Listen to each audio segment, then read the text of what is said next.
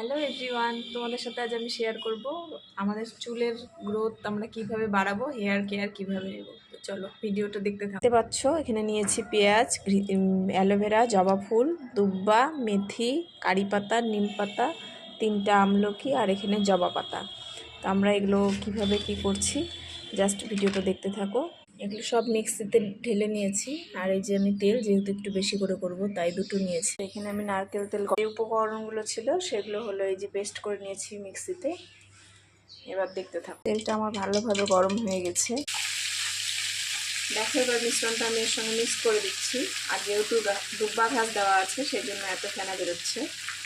দেখো গাইস, এটার কালারটা চলে এসেছে।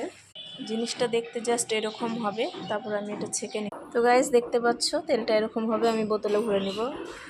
ভিডিওটি কেমন লাগলো অবশ্যই জানাবে। আর যদি ইউজফুল হয় তাহলে নিজেরা বাড়িতে ট্রাই করবে। Thank you.